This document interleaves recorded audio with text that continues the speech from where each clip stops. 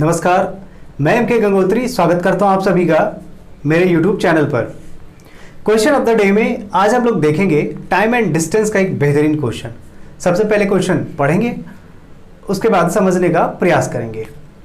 लिखा है, तट से 15 किलोमीटर की दूरी पर किसी जहाज में छेद उत्पन्न हो गया, परंतु फिर भी अधिकतम 18 मिनट की अवधि तक वह जहाज 10 किलोमीटर प्रति घंटे की गति से तट की ओर यात्रा कर सकता था। तट से भेजे जाने वाले बचाव नाव को जहाज तक पहुंचने के बाद यात्रियों को बचाने हेतु 6 मिनट लगेगा। जहाज पर उपस्थित सभी लोगों को सफलतापूर्वक निकालने के लिए बचाव नाव की न्यूनतम गति क्या होनी चाहिए। ठीक है, एक नाव जहाज को बचाने के लिए जा रही है, उसका आपको पूछा जा रहा है कि न्यूनतम गति क्या होनी चाहिए। क्वेश्चन बड़ा जरूर है, लेकिन इसका सॉल्यूशन बहुत छोटा हो जाएगा यदि क्वेश्चन को अच्छे से समझ लिया जाए। देखिए, मान लीजिए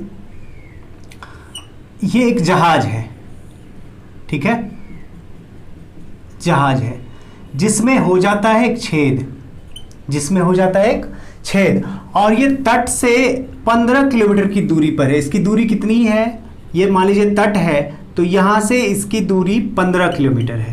कहने का मतलब तट से 15 किलोमीटर की दूरी पर एक जहाज में हो जाता है छेद। अब जब छेद हो जाएगा तो इसका तो डूबना तय है। इसमें जितने भी यात्री हैं उसको बचाने के लिए एक नाव, एक बचाव नाव जो है वो किनारे से जहाज की तरफ चल पड़ती है। ठीक है, अब इसी नाव की गति आपसे पूछा जा रहा है कि न्यूनतम गति क्या होनी चाहिए जिससे सभी यात्रियों को बचाया जा सके सफलतापूर्वक। ठीक है, अब देखिए यहां इस जहाज का क्या कंडीशन है कि ये जहाज जो है ना, अभी छेद होने के बाद भी इसकी गति 10 किलोमीटर प्रति घंटा है। इसकी गति कितनी है, 10 किलोमीटर प्रति घंटा। ये 10 किलोमीटर प्रति घंटा की गति से किनारे की तरफ जा रहा है ये जहाज। ठीक है, और ये नाव अब जहाज की तरफ आ रही है और ये जहाज नाव की तरफ बढ़ रहा है। अब इसके बीच की दूरी है 15 किलोमीटर। ये डिस्टेंस को दोनों मिला के कवर करना है। ठीक है, तो आप जानते हैं कि दूरी बराबर क्या होता है, चाल गुणा समय। क्या होता है, चाल गुणा समय। अब देखिए ये 15 किलोमीटर की दूरी को दोनों मिला के कवर करना है। समय कितना बचा है ये इंपॉर्टेंट है। अब देखिए जो समय बचा है ना, जो टाइम है ना, वो टाइम कितना है, समय कितना बचा है। तो ये नाव, ये जो जहाज है ना, इसको डूबने में कह रहे हैं कि 18 मिनट लगेगा। अभी कहने का मतलब ये 18 मिनट तक अभी पानी में तैर सकता है। तो 18 मिनट का समय है, लेकिन लास्ट में क्वेश्चन में लिखा है कि जहाज तक पहुंचने के बाद यात्रियों को बचाने हेतु कितना मिनट लगेगा, 6 मिनट लगेगा। 6 मिनट अनलोडिंग में लगेगा। जितने भी इस जहाज में यात्री हैं या फिर चालक दल है, सबको उतारने में कितना मिनट लगेगा, 6 मिनट। तो 6 मिनट तो ऐसे ही वेस्ट हो जाएगा ना, 6 मिनट तो ऐसे ही लग जाएगा।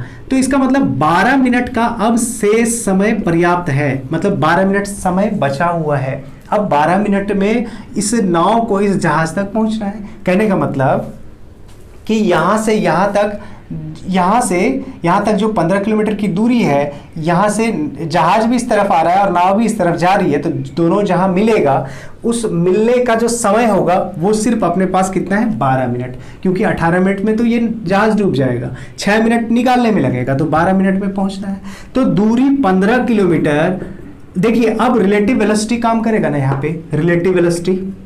ठीक है, रिलेटिव वेलोसिटी, इसके बारे में आप जानते हैं कि रिलेटिव वेलोसिटी, सापेक्ष चाल क्या होता है। सापेक्ष चाल, यहाँ पे जब दो पिंड गतिमान है और एक दूसरे के विपरीत दिशा में है तो चाल दोनों का क्या हो जाएगा, ऐड हो जाएगा। और जब विपरीत दिशा में तो जुटता है, और जब एक ही दिशा में है तो समान दिशा में रहे तो घटता है। ये जानते हैं आप, ये बेसिक चीज है। तो यहाँ से मान लेते हैं कि इसकी चाल कितनी है, x किलोमीटर प्रति घंटा। अब देखिए यहाँ से ये दूरी, डिस्टेंस निकालना है किस चाल से। अब रिलेटिव वेलोसिटी ऐड हो जाएगा, 10 प्लस क्या बोलेंगे आप, x बोलेंगे, है ना, 10 प्लस x।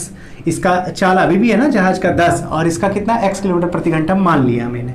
और समय अपने पास कितना है, 12 मिनट बचा है। ठीक है, 12 मिनट बचा है। अब देखिए ये किलोमीटर है, ये किलोमीटर प्रति घंटा, ये मिनट, तो इसको यूनिट इसका चेंज करके हम लोग क्या करते हैं, 60 से भाग लगा के उसको घंटा कर देते हैं। तो 12 पंचे 60, ये 15 पचे 75, 75 बराबर 10 प्लस एक्स, तो एक्स बराबर कितना निकल गया, 65 किलोमीटर प्रति घंटा। तो इस नाव की मिनिमम जो स्पीड है, न्यूनतम जो चाल है वो 65 किलोमीटर प्रति घंटा होगी। तभी मतलब 18 मिनट जो समय बचा हुआ है, जिसमें से 12 मिनट पहुंचने में लगेगा और 6 मिनट अनलोडिंग करने में लगेगा। तो चाल कितना होना चाहिए, 65 किलोमीटर प्रति घंटा। तो देखिए कैलकुलेशन बहुत ही आसान है, इसका कैलकुलेशन बस इतना ही है हमारा, लेकिन इसको समझना पड़ेगा, इस चीज को समझना होगा, है ना। एक बार फिर से इसको देखते हैं। देखिए 15 किलोमीटर की दूरी, जिसमें से ये जहाज में छेद होने के बाद इसकी चाल 10 किलोमीटर प्रति घंटा है। अब इसको इसमें डूबने में जो लगेगा समय वो 18 मिनट, लेकिन उस 18 मिनट में 6 मिनट अनलोडिंग में लगेगा। तो इसको 12 मिनट में पहुंचना है जहाज तक, ठीक है। तो 12 मिनट का समय बचा हुआ है, तो दूरी बराबर होता है चाल गुना समय। तो यहां से 15 किलोमीटर की दूरी है, चाल दोनों का ऐड हो जाएगा। 10 किलोमीटर प्रति घंटा जहाज की चाल है और x किलोमीटर प्रति घंटा मान लिया नाव की न्यूनतम गति, और समय अपने पास कितना, ये टाइम कितना है 12 मिनट। तो भाग लगा दिए 60 से, क्योंकि ये मिनट था, घंटा बना दिए, कैलकुलेशन कर दिए, तो आपका x कितना निकल गया, 65 किलोमीटर प्रति घंटा। बहुत ही इंपॉर्टेंट क्वेश्चन है ये।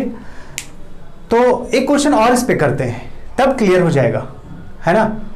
जो लोग बिल्कुल समझ गए हैं, तो जैसे नेक्स्ट क्वेश्चन आएगा तो उसको आप खुद से बनाने का कोशिश करेंगे, ठीक है। देखिए नेक्स्ट क्वेश्चन, एक जहाज में किनारे से 20 किलोमीटर दूर पर रिसाव शुरू हो जाता है। रिसाव के बावजूद जहाज किनारे की ओर 12 किलोमीटर प्रति घंटा की रफ्तार से आगे बढ़ने में सक्षम है। हालांकि जहाज केवल 23 मिनट तक ही जल प्लावित रह सकता है। यदि किनारे से एक बचाव नौका को जहाज की ओर भेजा जाता है और जहाज के चालक दल और यात्रियों को निकालने में 8 मिनट लगते हैं, तो बचाव नौका की न्यूनतम गति क्या होनी चाहिए जिससे लोगों को सफलतापूर्वक बचाया जा सके। तो सेम क्वेश्चन है। तो जो लोग पहला क्वेश्चन बिल्कुल समझ गए, उसके सॉल्यूशन को अच्छे से समझ गए, तो खुद से बनाने का प्रयास करिए, ठीक है। यहां पे देखिए सेम क्वेश्चन है ना, फिर से जहाज में क्या हो जाता है, छेद। ये मान लीजिए कि एक जहाज है, एक जहाज है, ठीक है, इसमें हो जाता है क्या, छेद। और ये किनारे से कितनी दूरी पर है, आपको बोल रहा है कि ये किनारे से 20 किलोमीटर की दूरी पर है। कितनी दूरी पर है, 20 किलोमीटर की दूरी पर है। और इसमें छेद होने के बाद इसकी चाल कितनी है, चाल भी दी हुई है 12 किलोमीटर प्रति घंटा। अब इसके पास समय कितना है, ये कितने मिनट बाद डूब जाएगा, तो लिखा है 23 मिनट। ये 23 मिनट इसके पास समय है, 23 मिनट बाद क्या होगा, ये जहाज डूब जाएगा। तो इसके यात्री को बचाने के लिए किनारे से एक नाव जहाज की तरफ जा रही है।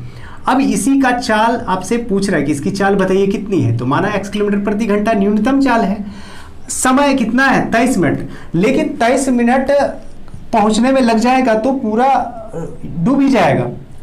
वहां से निकालने में भी समय लगता है, कितना समय, 8 मिनट का समय आपको रिजर्व रखना पड़ेगा, क्योंकि 8 मिनट का समय लगेगा इस नाव पे, इस जहाज से पैसेंजर को और जो भी उसके चालक दल है उसको इस नाव पे शिफ्ट करने में 8 मिनट का समय लगेगा। तो वो तो रिजर्व है, वो तो समय आपको रखना पड़ेगा। इसका मतलब कि 15 मिनट का ही आपके पास समय शेष बचा हुआ है। 15 मिनट में ही आपको पहुंचना है यहाँ तक, इस जहाज तक। अब जहाज भी जा रहा है नाव की तरफ और नाव आ रही है, इसका मतलब यहाँ से रिलेटिव वेलोसिटी लगता है। तो फिर से क्या, दूरी बराबर चाल गुना समय। तो चाल यहाँ से 12 और इसका x ऐड हो जाएगा, क्योंकि विपरीत दिशा है दोनों की। और समय कितना बचा है, 15 मिनट, ठीक है, समय बचा है 15 मिनट। तो ये मिनट है, इसको घंटा बनाने के लिए 60 से क्या करेंगे, भाग लगा देंगे। 15 चौके 60, 20 चौके 80, और ये बराबर 12 प्लस x, तो x बराबर कितना हो गया, 68 किलोमीटर प्रति घंटा आपका आंसर हो गया। तो नाव की चाल कितनी हो जाएगी, 68 किलोमीटर प्रति घंटा, ऑप्शन नंबर सी। क्लियर, बहुत इंपॉर्टेंट क्वेश्चन है ये।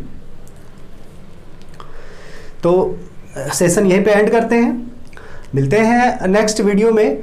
अब हम लोगों का जो प्रॉफिट एंड लॉस चल रहा है वो कंटिन्यू चलते रहेगा।